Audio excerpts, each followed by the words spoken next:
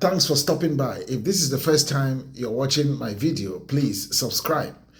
You will be notified each time new videos are uploaded. That said, let us go straight to Yaoundé for updates on the presidential election that is coming up in Cameroon on the 12th of October 2025. We know that campaigns have been launched and the candidates have begun crisscrossing the national territory, trying to sell their respective agenda or manifesto to the electorate. The incumbent, President Paul Biya, is out of the country on a private visit to Europe. There are all kinds of speculations, but we know that with Mr. Biya, you can hardly predict what is going to happen next.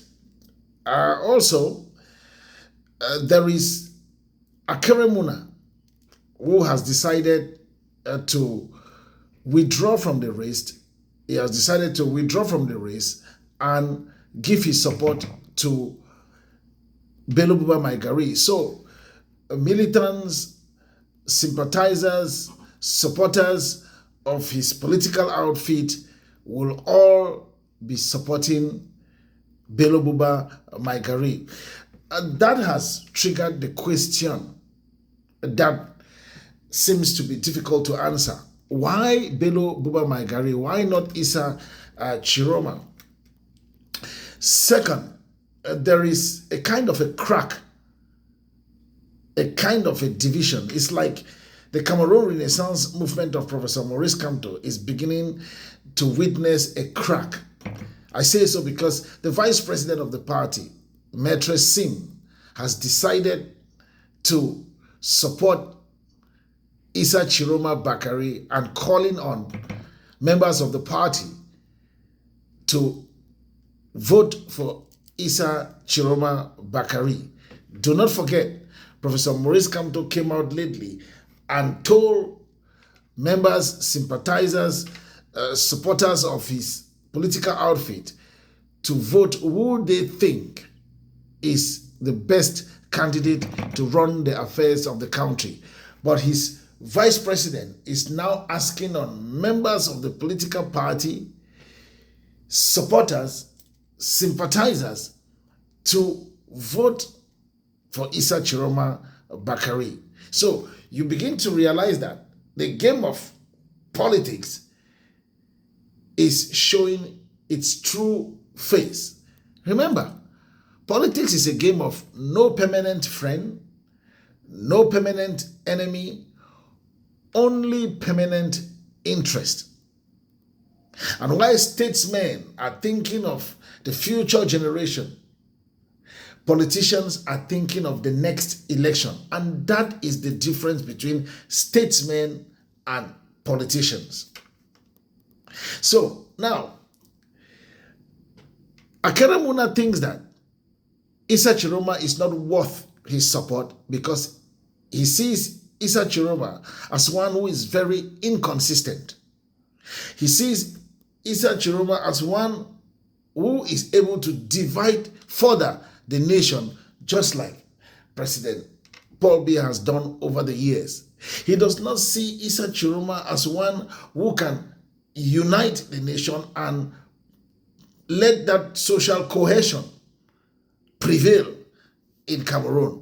Do not forget that if there is one man whose father is being blamed for all what is happening to the two English-speaking regions of Cameroon, late Pa Muna, the father of Akere Muna, is one of them. So you begin to understand why Akere Muna is so concerned about the plight of the English-speaking regions. And that is why when he met Bello Buba to discuss, he said, I want you to talk about the form of the state, the nation Cameroon. If you become president tomorrow, if you win, will you accept that federalism should be the number one thing in Cameroon?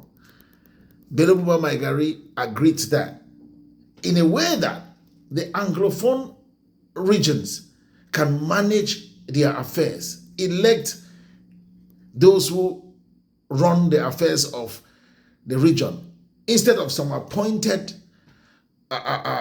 people who will go there and do things their way, not minding the ways of the people.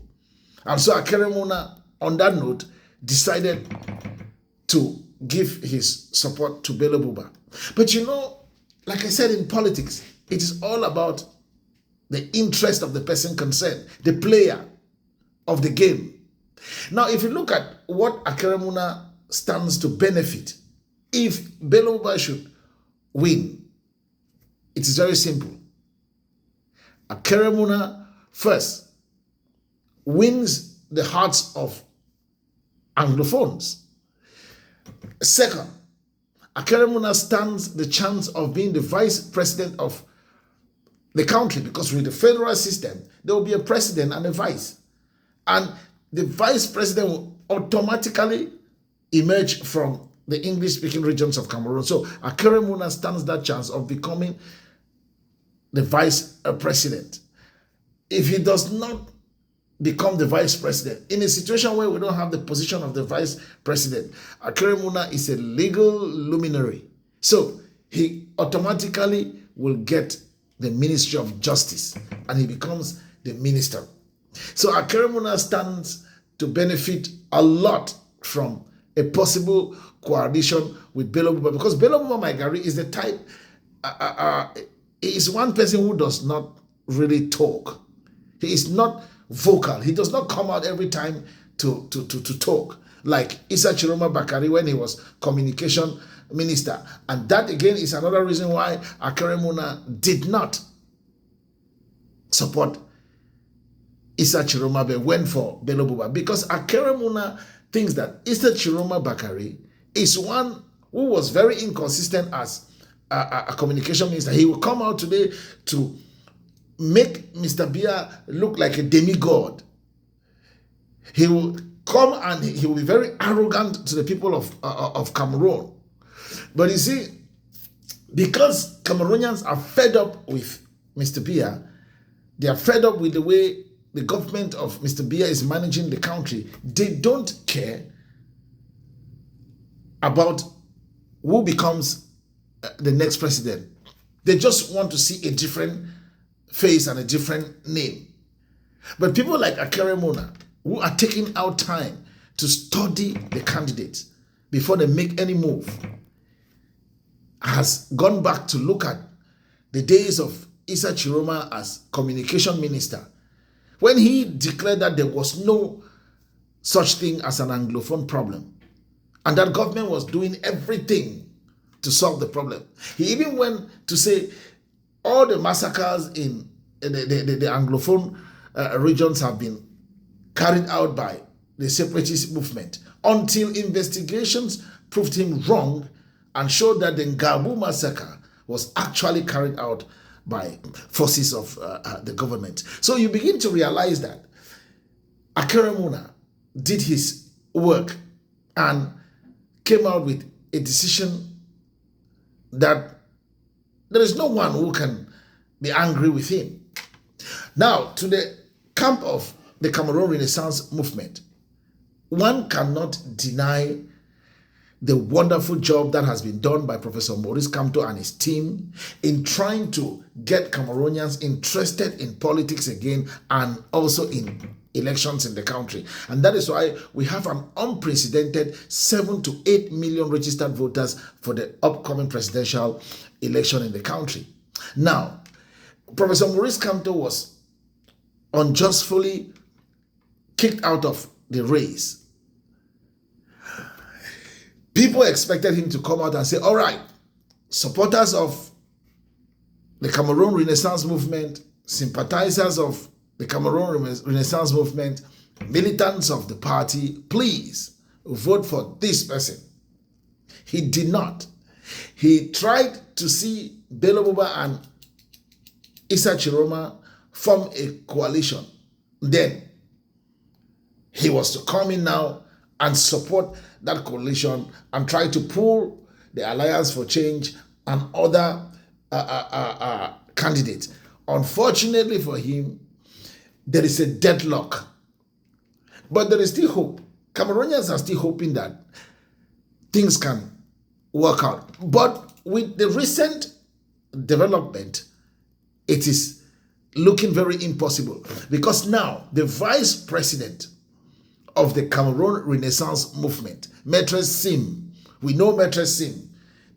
He is a lawyer and he has been defending Professor Maurice Kamto in court every time that the man has a legal issue. He has come out. He is the vice president of the party.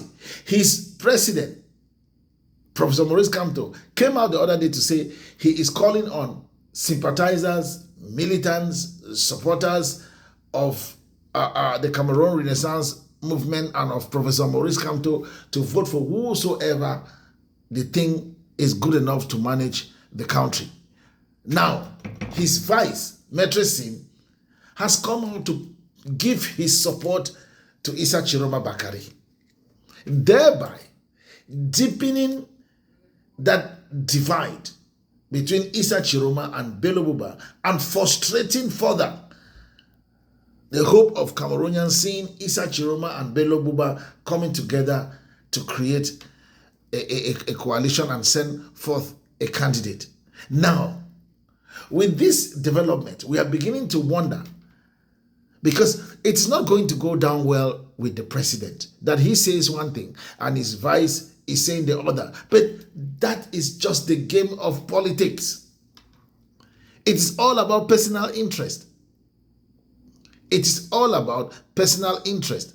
But again, we can defend his actions, his decision to give his support to Issa Tchiroma, because when Professor Maurice Kamto was completely disqualified, and by extension, the Cameroon Renaissance Movement out of the presidential race, Issa Tchiroma Bakari was the first person who came out to bash the government of Mr. Biya, to bash the Constitutional Council, to bash Elekam, saying Professor Maurice Kamto deserves to be in the race. That must have won the hearts of militants and sympathizers, supporters of the Cameroon Renaissance Movement and of the man, Maurice Kamto. Now, who was the first to visit Santa Barbara? Remember, Santa Barbara became a place where politicians, candidates were heading to. There was Issa Tchiroma, there was Bello Buba, there was Akere Muna. All of them have been to Santa Barbara. Santa Barbara is the neighborhood where Professor Maurice Kamto resides. Issa Tchiroma was the first to meet Professor Maurice Kamto to try to talk about a possible coalition. And he agreed to all what Professor Maurice Kamto told him. Yet, there is a problem between Issa Tchiroma Bakari and Bello Buba that stems from their time at the UNDP party of Bello Buba. Issa Tchiroma left UNDP and Bello Buba to create his present political party, the FSNC. And so, they have not buried the discord that exists between them. They have not. And now it is affecting this whole coalition talk. And we are very certain that there will be no coalition. The Union for Change, headed by Anissa Ekane of Manidem Party, designated Issa Tchiroma Bakari as the candidate to lead the coalition in Cameroon. There is the Alliance for Change, headed by Jean-Michel Ninche, that wanted a coalition, but did not validate that decision of the Union for Change. So somehow the Union for Change and the Alliance for Change should get together first, and then push forward their agenda to the candidates and probably hold an effective meeting. But time is of the essence, and time is not their friend. They don't have that luxury of time to do all of this now. Campaigns have been launched. The candidates are crisscrossing the national triangle, trying to sell their agenda and talking about their agenda of the political parties. Each political party in their manifesto is doing everything to bring in the Anglophone crisis. The Anglophone crisis has become the hot potato that everybody is using as a bait to win the two English-speaking regions of the country, to cajole them to go to the polling stations and vote. The big question is, are they going to do that? Are they going to vote come the 12th of October? We might just see a handful of CPDM diehards brave the odds and go out there to vote. But in the days gone, when the Northwest and the Southwest regions of Cameroon were very effective in voting, the SDF will sweep the votes. But since 2007, the SDF is no longer the party that was carried very high by the two regions. For reasons that most of you know, I'm not going to touch it, because when I touch it at times, people go wild. Yeah. So it is like that. It is like that. And now, the manifesto of the SDF says they're going to solve the Anglophone problem within the first 100 days in power. That is something that I don't want to touch again. In order not to get the few supporters of the SDF who are still out there to go wild to solve the Anglophone problems, it takes more than just politics. It takes more than just politics. So some things are said and we just prefer to leave them as they've been said. We don't want to analyze. It takes more than just your political bits to solve the problems that are facing the Anglophone regions. Forget about, even the CPDM is doing the same. We hear them planting.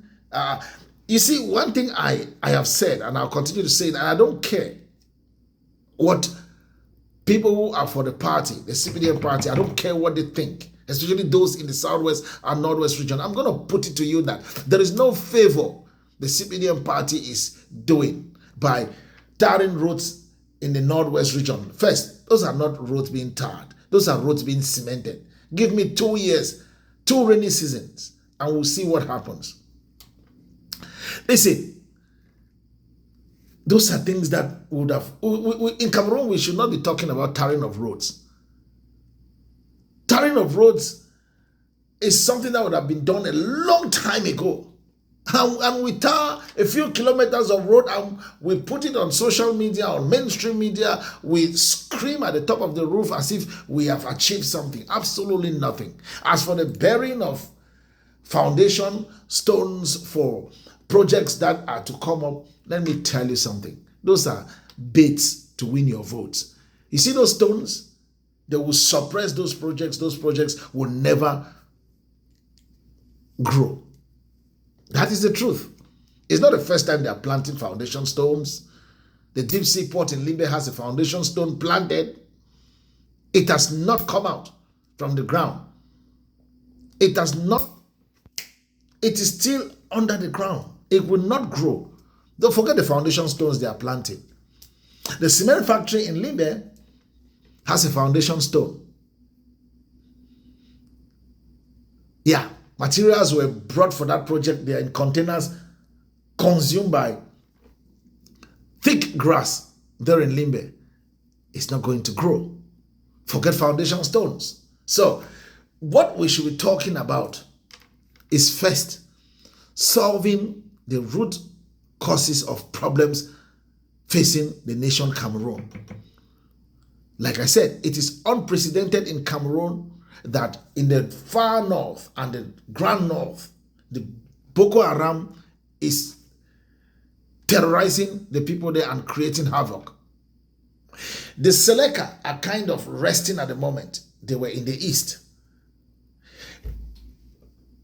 The Amazonian fighters are in the northwest and southwest. Lemmy Crop are in the center and littoral regions of the country. Cameroon is surrounded and engulfed by problems that we need to go to the root causes: unemployment, economic hardship, inflation, infrastructural development. All these things lacking are the root causes of the crisis we see in our country. And if these things are not dealt with, let us stop talking about foundation stones and commissions and whatever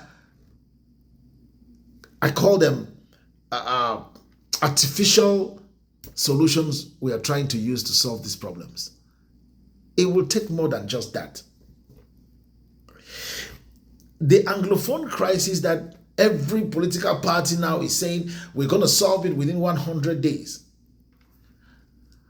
These same political parties, the SDF and name them, they are all in the National Assembly of Cameroon. How many of them have got the balls to get up in parliament and challenge the House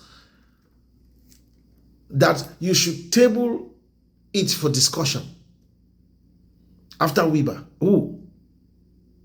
Let us be honest. After Wiba, who? Even the SDF claiming that they're going to solve the problem within 100 days. Have they spoken about it in parliament? The national chairman of that party, O.C. Joshua Nambangi, is a member of parliament. Has he, for once, been up in parliament to say we have to discuss the Anglophone crisis? Oh no. In Senate, it was the late Victor Mukete who realized that he was out of the way already. He was leaving this world. And he decided to make peace with his conscience by getting up and telling Senate that we cannot be playing politics in Yaoundé while my people are dying in the southwest. Yes. So to come and use the Anglophone crisis as a bait to win votes is a disgrace for all the political parties. Shame. It's a fact. But now, with what is happening in Cameroon, it will take the intervention of the Messiah, God, because the future remains very unpredictable. But like I will always tell you, time has a way of solving the issues that confront us in this world. And inshallah, time is going to solve the issues. We are monitoring some developments, and when we have clear facts on them, I will come again.